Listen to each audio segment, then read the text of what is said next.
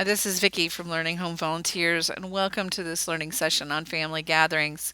As we enter the holiday season, the thing that comes to mind for me are the opportunities to come together as a family. And the pandemic has made me more grateful for these gatherings. So, whether your event is going to be outdoors, or you're going to have a formal sit down dinner inside, or attend something for the children with games, we plan to embrace them all. As Thanksgiving is coming up, we thought it would be a great time to talk about family gatherings and maybe do a little bit of cooking for the holiday. To help us, of course, with this, we're going to use books to help us talk about family gatherings. We need to talk about what families look like, and our first book is really great for this. This is written by Mary Hoffman and has pictures of all the different kinds of families and how they do things different. But they all have something in common: love.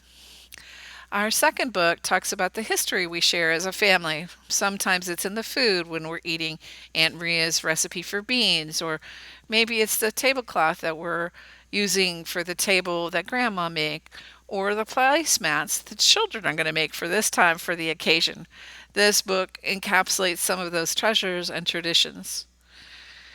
Our last book is about the joy of having relatives that don't live in our town come and visit us, and all the joy and sharing that happens. The relatives came. A lovely book. Well, we have three documents to kind of help us work through the vocabulary that describes families, and the first one really is a family's tree.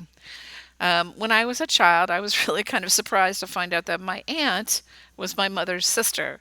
I hadn't really thought about her family having more than one child and that she shared a set of parents with them, from my grandma and grandpa.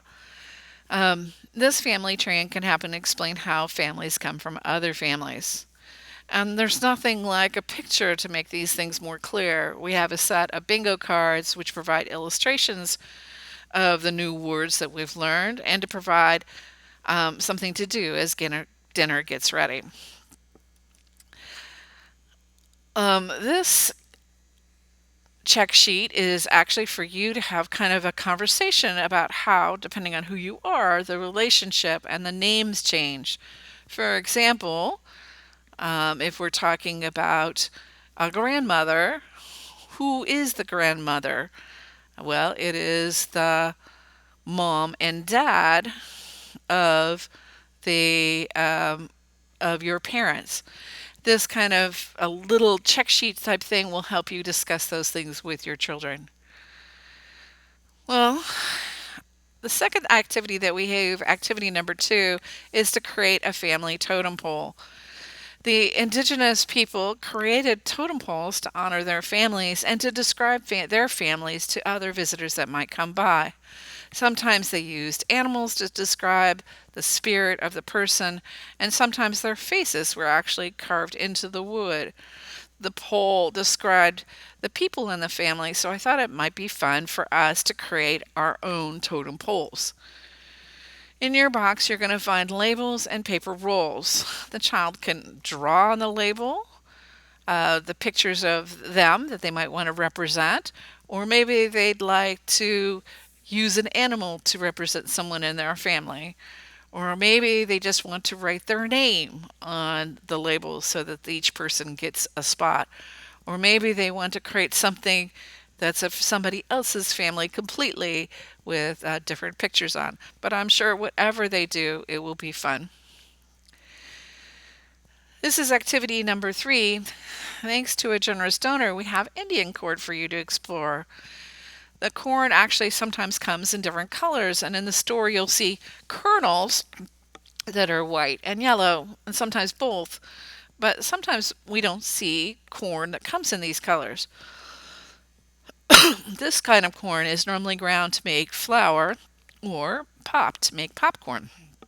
The corn is dried, so getting the kernel off the cob is time consuming and will require the child to use their hand muscles to get it actually done.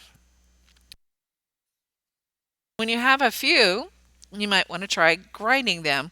as this is how we would have ended up with cornmeal before mechanical methods for grinding were invented. People used stone on stone. So find a big rock and see if you can grind one of those kernels into cornmeal. Can't wait to see how this goes. Well, next week we will be getting ready for our meal that will be served at our family gathering. Until then, please post. We'd love to see your family totems and if your child had any luck in making the cornmeal. That's it for this week. See you next week.